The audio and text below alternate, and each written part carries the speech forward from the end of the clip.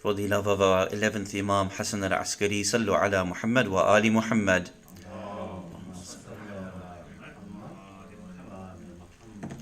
And for the love of the awaited Saviour of humanity, Imam al-Mahdi, Ajjalallahu ta'ala Faraj al-Sharif, Sallu ala Muhammad wa Ali Muhammad.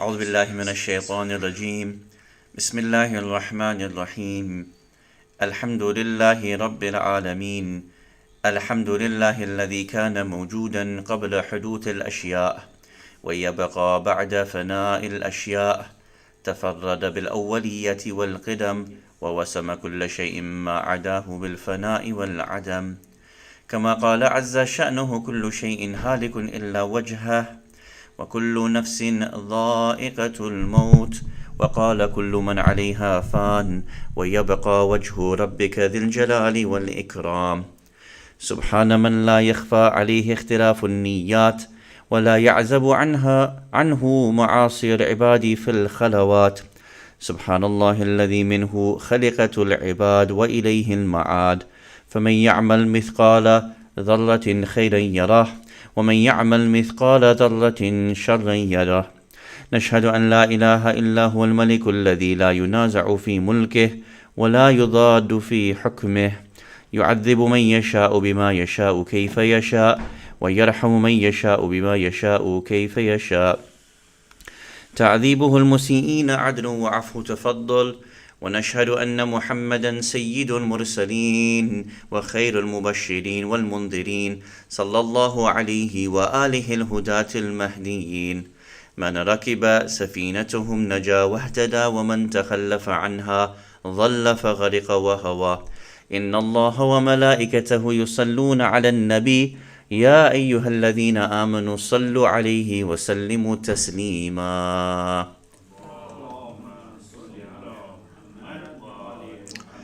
Awaited Saviour of humanity, Imam al-Mahdi alayhi salam, my respected teachers, elders, brothers and sisters, Assalamu alaikum jami'an wa rahmatullahi wa barakatuh. Usikum wa nafsi bittaqwa Allah wal wara'a fi dinikum. I call myself and all of you towards God consciousness and piety in the way of the religion of Allah subhanahu wa ta'ala.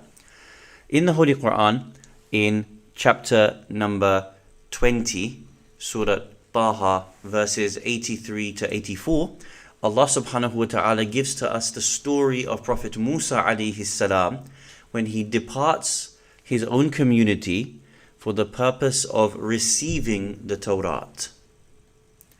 He leaves his community and he rushes up the mountain in order to be able to have a moment with Allah subhanahu wa ta'ala, the like of which cannot be experienced again. And that is the moment in which he receives the revelation of the Torah from Allah subhanahu wa ta'ala. This is amongst the pinnacles of what mankind can achieve with Allah Jalla Jalaluhu. Two ayat capture this moment. Verse number 83 says, وَمَا أَعْجَلَكَ عَنْ قَوْمِكَ يَا مُوسَى. And what has made you hasten from your community, O Musa? You know that when Allah subhanahu wa ta'ala asks this question, it's not that he's unaware of the intentions of Musa alayhi salam. It's not because he needs Musa alayhi salam to explain to him what he is feeling at that moment, but rather this is an opportunity for dialogue and for Musa alayhi salam to express himself in such an intimate way with Allah subhanahu wa ta'ala, and this moment then becomes captured for you and I throughout history by virtue of its presence within the Quran. Amongst the answers that Musa alayhi salam gives, he responds in verse number 84, وَعَجِلْتُ إِلَيْكَ رَبِّي لِتَرْضَى. My Lord, I rushed to you so that you might be pleased with me. Purely for your pleasure did I rush away from my community, my people, in order to have this moment or this time with you. Our discussion this afternoon will be on this particular idea. As you know, we are having a new series in which we are looking at 40 narrations and trying to memorize them and then think about them and then implement them into our own lives. This is our third week of this series. So 10 points. Who can remember the hadith from week 1? La aqlaka at-tadbir. And who can translate that? There is no intellect better than or like organization. Management. Excellent. There is no intellect quite like good management. This is the first hadith. Wonderful. May Allah bless you all. And what was the second hadith? I think Rasul knows that hadith now very well. Bit of cramming, last minute cramming before the exam. We now know what he was like in university, huh? So what was the hadith? Oh, he wants to check someone else's answer. Okay. Wonderful. Sil, bind, ajalatak, your haste, bita'annik, with your deliberateness. Being deliberate in the actions that you do will bind your hasty actions. It will stop your hasty actions. And I hope you've all had the chance to reflect on these two narrations and try to implement them in your own time. Sallu ala Muhammad wa ali Muhammad.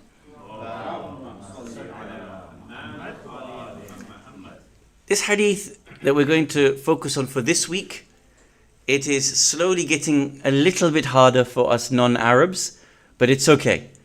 Because I know that all of you, if it's 4 or 5 words or 6 words, you can learn 1 word a day through the week.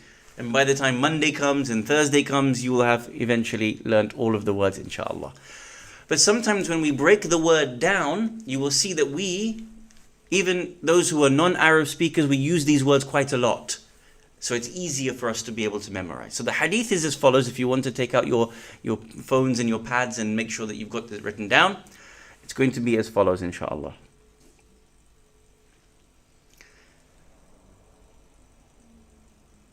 Man anisa billah. Man anisa billah istawhasha min al-nas. Man anisa billah man istawhasha. Man anisa billah istawhasha min al-nas. I'll explain it to you and we'll try to discuss the hadith for this afternoon, inshallah. The one who becomes intimate, Allah yahmak. The one who becomes intimate with Allah keeps aloof from the people.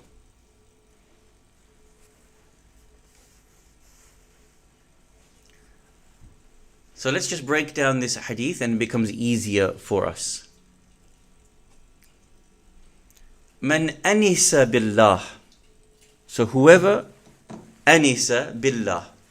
Now we often use this word. We have a name in our community called Anis. We have a great poet called Mir Anis. Very famous poet. Sometimes our sisters, they are called Anisa.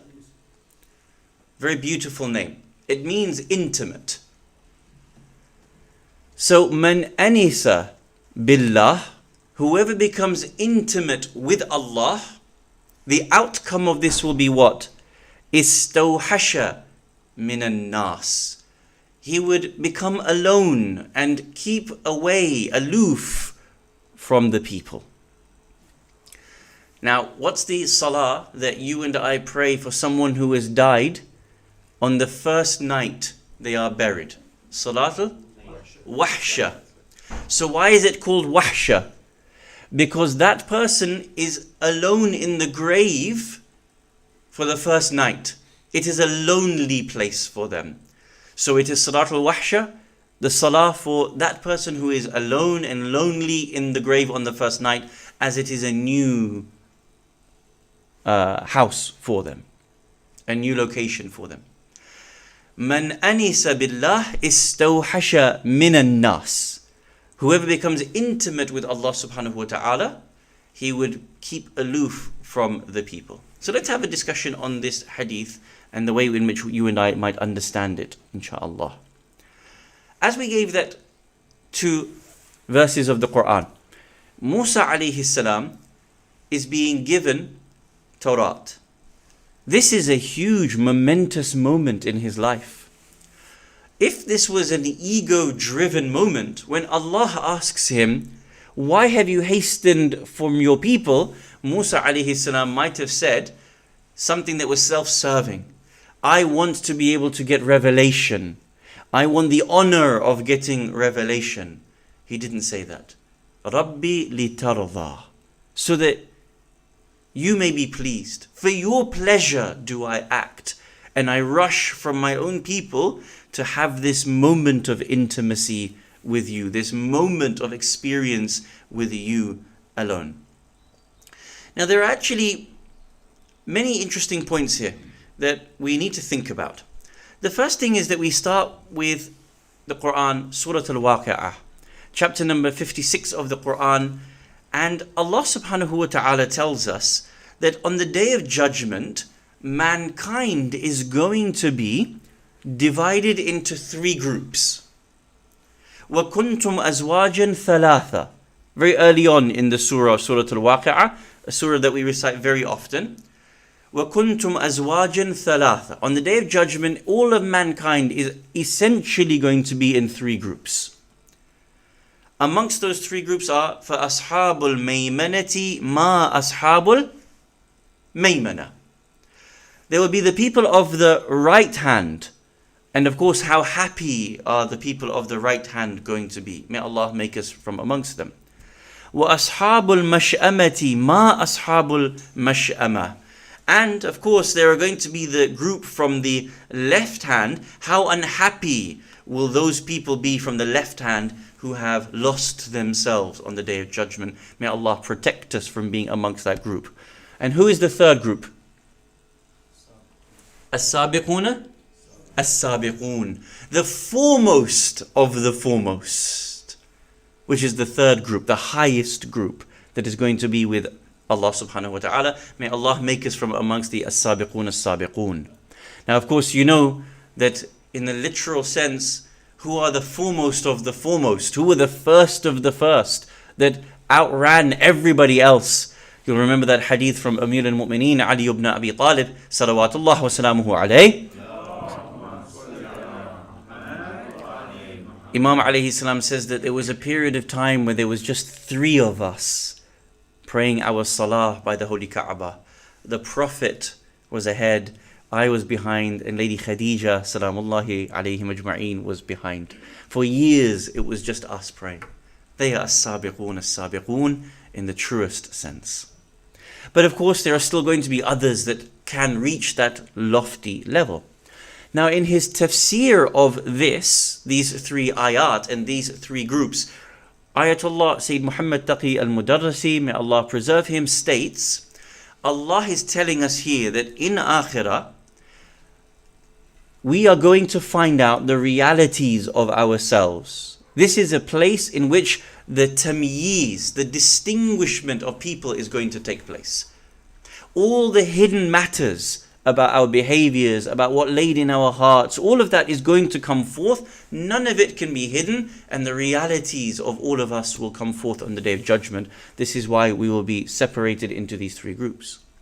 The reality is, however we are going to be in Akhirah and being distinguished into those different groups there, the reality is it's because of how we were in dunya. There's a direct relationship here. How we are in dunya is how we are going to be in Akhirah. How we are going to be in Akhirah is because of how we are in dunya. So he says, as a follow-up, if we realize that this Akhirah, one of the purposes is to be able to distinguish between people, then surely in this world we also have to learn how to distinguish between people. Whom is worthy of our time, whom is not. Whom benefits us, whom drags us down. And then he says a very important hadith from Imam Ali alayhi salam, in which the Imam is narrated to have said, Kun fin nas wa la takun ma'ahum. Be amongst people. But it doesn't necessarily mean that you have to truly be with all the people. We all have to meet and hang out and look after one another, right? But that doesn't necessarily mean that your heart has to be with everybody, your actions have to be with everybody. Society goes in this direction. Are you going to go in this direction as well? A new app opens up, everybody rushes towards it. We become drowned in this. A new film comes out, everybody watches it, becomes drowned in this, irrespective of how good or bad it is. Kun fin nas, be amongst people. وَلَا تَكُنْ مَعَهُمْ. But in reality, you don't have to be with them. Physically is one thing. Your heart is another thing. Your actions is another thing. And so we have to learn to be able to distinguish in this world who people are, how people are, the benefits and the detriments of certain people, and whether we need to be distanced from certain people, and whether we want to be able to constantly be with certain people. Look at the hadith that we are focused on for our third narration. Man anisa billah. Whoever becomes more intimate with God, whoever spends more time with God, whoever is having a secret discourse with God, whoever is really giving their all towards Allah subhanahu wa ta'ala, the outcome will be istawhasha minan nas. They will keep aloof from the people. Not saying all people. It's a general thing. Generally, the people and the way in which the people go, you will keep aloof from those. The majority, which those people just go in any direction, whichever way the culture takes them, whichever way the TV takes them, whichever way the radio or the newspaper takes them, you will keep yourself aloof from those particular people. So we are bound then to be able to start distinguishing between people in this world and those people who truly benefit us and truly do not. Now in this set of hadith, Imam Ali alayhi salam gives us both sides. In fact, there are three sides in total. There's two sides initially where Imam says that the more you keep away from wrong sorts of people, the more you'll become intimate with Allah.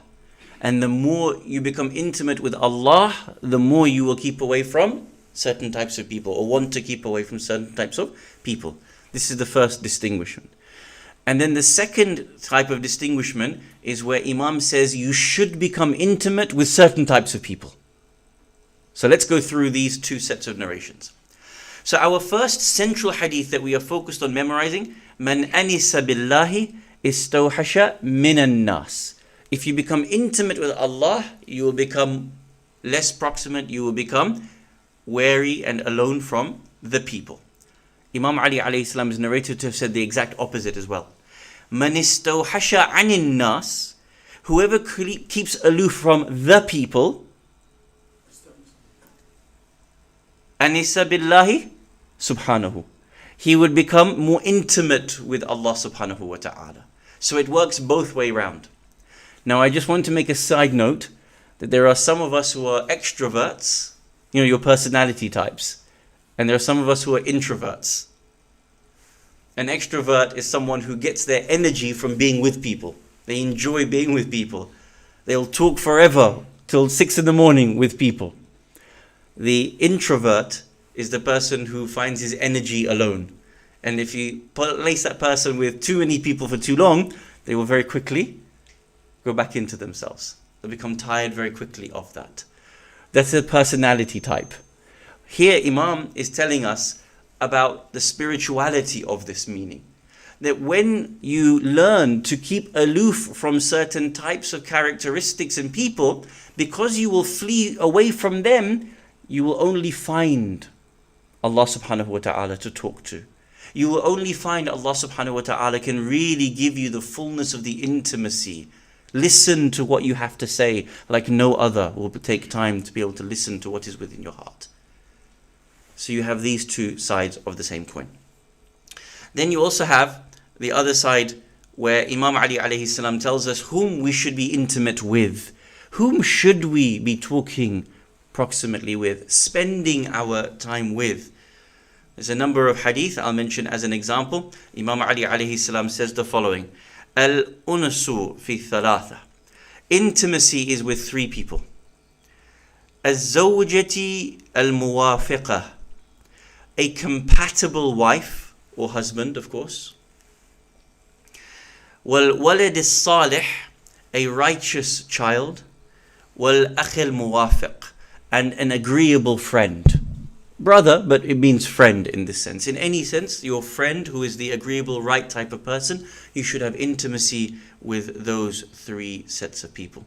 In another hadith, Imam Ali alayhi salam says, Al-haqqun nasi an yunasa bihi al-wadudu al-ma'lufu.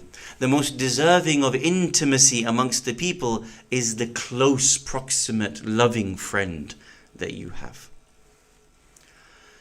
So how do we become proximate with Allah subhanahu wa ta'ala such that as an outcome we feel like we are able to depart from wrong types of people? The first is really to spend time with Allah subhanahu wa ta'ala, alone with Him, and increase in worship. When we say worship, we don't just mean worship such as salah. What we mean is time alone with Allah subhanahu wa ta'ala. It could be just taking time to sit outside. It could be time for a walk out in nature. It could be sitting on the sajjada, on the musalla, and praying to Allah subhanahu wa ta'ala. It can be opening up the books of ad'iyah. It can be just thinking and reflecting with Allah subhanahu wa ta'ala. But the more that we become drowned with technology and people and rush of the rat life that we fall into, the more difficult it will be for you and I to become proximate with Allah subhanahu wa ta'ala. The best times for us to be able to be proximate with Allah subhanahu wa ta'ala is at night, when the rest of the world is asleep and enjoying their beds. What you'll find is that as much as we need rest, actually when you begin to have that yearning for Allah subhanahu wa ta'ala, you will find even more important than even the rest to your body is the enlivenment of the heart and the intimacy that you will need with Allah subhanahu wa ta'ala.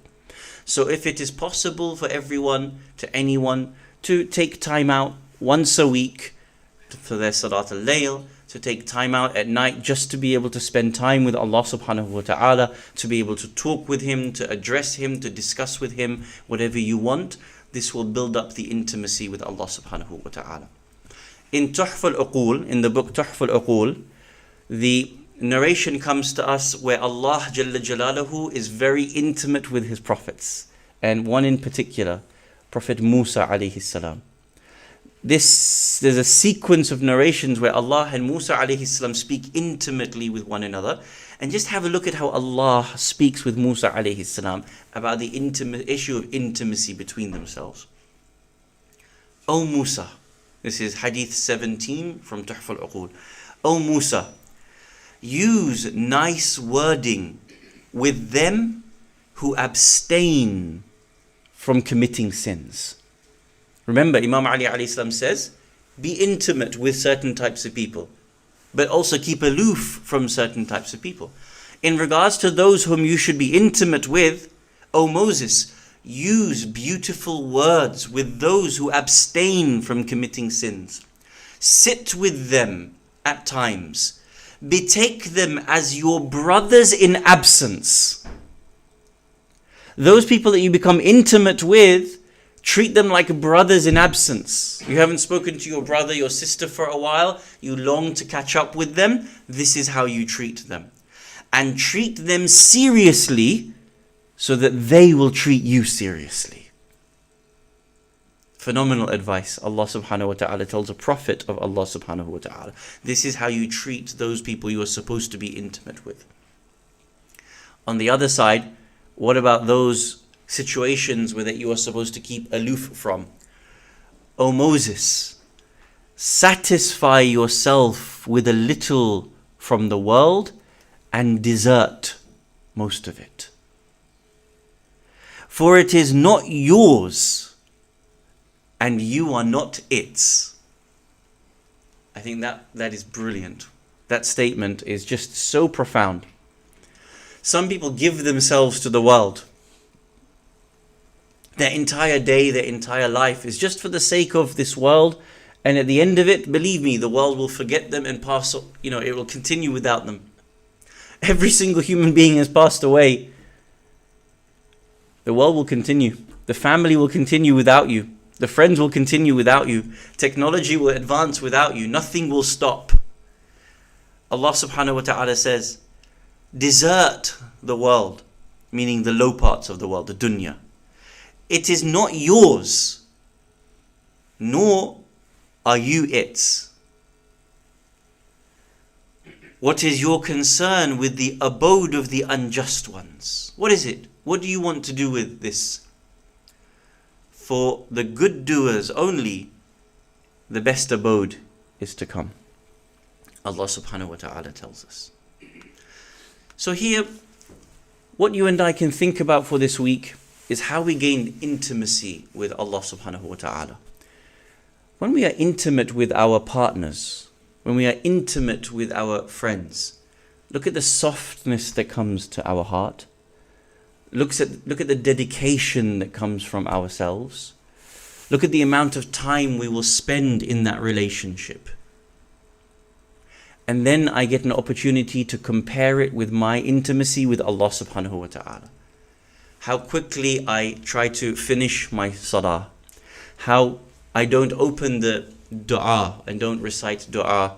How much time I spend on recitation of the Quran. Compare it to the intimate relationships that you have with your spouse or with your family members. And you will see very quickly the difference between levels of intimacy. And imagine if I was to put that level of intimacy into my relationship with Allah subhanahu wa ta'ala. My whispering with Him, my sweet words with Him, my promises with Him, my efforts with Him. How intimate I would become with Allah subhanahu wa ta'ala. And as a result of it, how I would not find satisfaction with the dunya. The only satisfaction I would find is in my moments of intimacy with Allah subhanahu wa ta'ala. And the moment I go into the dunya, I will look forward to rushing back to my relationship with Allah subhanahu wa ta'ala. Just like you and I look forward to rushing back to our relationships with our spouses or our children. Imagine that level of intimacy with Allah subhanahu wa ta'ala. That's where we want to reach. And this is the hadith that might give us some prompting to be able to do so, inshallah. Who can remind me what is the hadith for this week for us to be able to memorize? Man anisa billah istawhisha minan nas. Inshallah, we all get tawfiq to be able to memorize, to think about this hadith, and then to apply it into our own lives. Bismillahir Rahmanir Rahim. Wal asr. Innal insana lafi khusr. إلا الذين آمنوا وعملوا الصالحات وتواصوا بالحق وتواصوا بالصبر.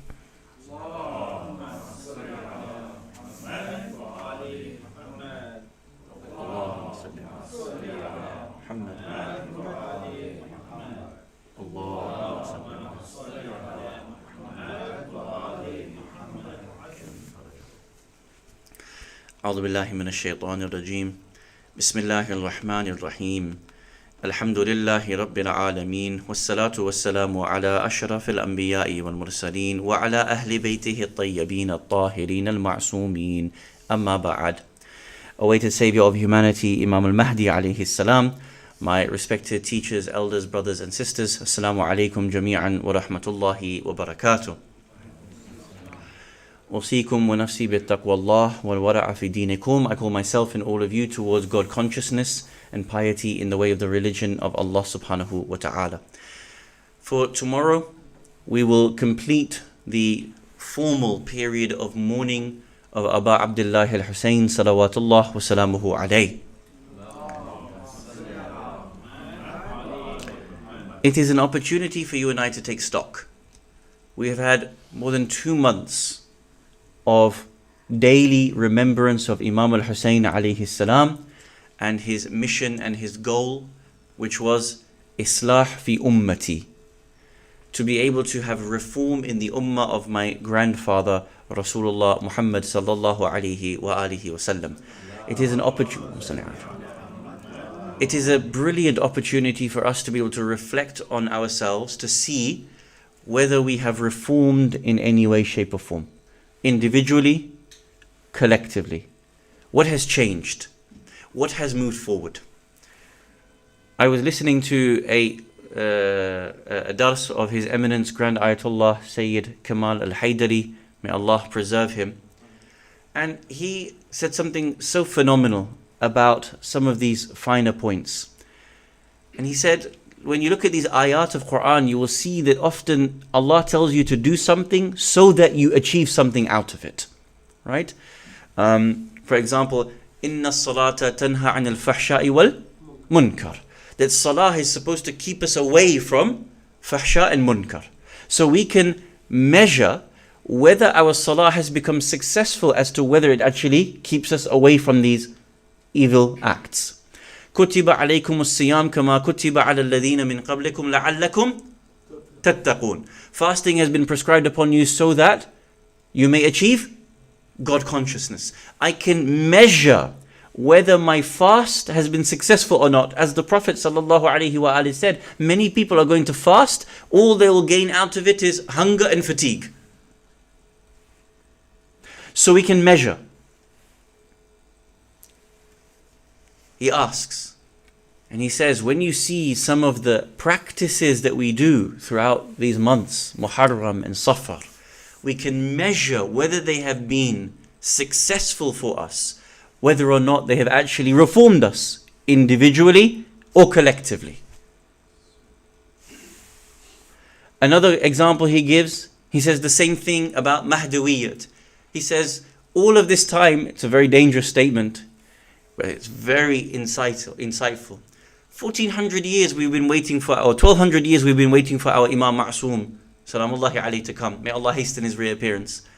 All of the things that we've been doing, all the forms of practices and worships and community structures, is the Imam back through it or not? So therefore, is it working? It tells you logically that a person with any intelligence would begin to reflect on whether those structures are working or not. If they are not working, they would revise them. You would change it and you would find another way of working in order to see whether that brings the Imam back. This is a conversation we will have at another time, inshaAllah. For you and I, when we are thinking about Eid al-Zahra, Eid al-Zahra is of course a celebration now for us to be able to depart from the period of mourning, to think about the historical events of past, but it also gives us an opportunity to think about what we have been accomplishing over these last 2 months, and whether we need to rethink the things that we have been doing in our own lives to ensure that actually Islah has come about in ourselves or in our communities. If they have not, then we have been functioning through the culture of the religion, but in practice it has not yielded much for us. This is something that you and I can think about this week, inshaAllah, as we depart from this period of mourning and enter into the periods of celebration again. Yesterday, we saw the distressing news that 5 of our brothers had been gunned down in Lebanon and more than 30 had been injured during a protest. The week before, we had mentioned about the bombing in Afghanistan. This week, we also mentioned about our brothers in Lebanon being killed as well. You can see here, sadly, that this continues, that the way in which the Shia community every single week has to mourn different sets of brothers from around the world continues. We ask Allah subhanahu wa ta'ala to hasten the appearance of Imam al-Mahdi, Ajjalallahu ta'ala Faraj al-Sharif. Allow us to be alongside him at all times in our life and in our death. If we are to pass away from this world before his coming, may Allah raise us so that we can partake in the victories of Muhammad and Ali Muhammad. Bismillahir Rahmanir Rahim. الحمد لله الذي لا إله إلا هو الحليم الكريم غافر الذنب وقابل التوب وهو الغفور الرحيم سبحان من سبقت رحمته غضبه وبسط اليدين بالرحمة سبحان من سبقت رحمته غضبا وبسط اليدين بالرحمة. سبحان من لم يكلف نفسا دون وسعها وعفى عن السيئات ولم يجاز بها. سبحان من لا يزداد على معاصي العباد إلا كرما وجودا، وعلى كثرة الذنوب إلا عفوا وصفحا. نشهد أن لا إله إلا هو العطوف على العباد بجوده، والعواد على المذنبين بحلمه. ونشهد أن محمدا نبيه وحبيبه سيد المرسلين وشفيع المذنبين، بعثه رحمة للعالمين. اللهم صل على سيد المرسلين وشفيع المذنبين محمد صلى الله عليه وآله، وعلى إمام المسلمين وقائد الغر المحجلين أمير المؤمنين علي بن أبي طالب صلوات الله عليه وآله، وعلى سيدة نساء العالمين وبدعة خاتم النبيين سيدتنا فاطمة بنت رسول الله صلوات الله عليها، وعلى الحسن المجتبى والحسين الشهيد بكربلاء، وعلي بن الحسين ومحمد بن علي وجعفر بن محمد وموسى بن جعفر وعلي بن موسى ومحمد بن علي وعلي بن محمد والحسن بن علي عليهم الصلاة والسلام. اللهم صل على مولانا صاحب الزمان،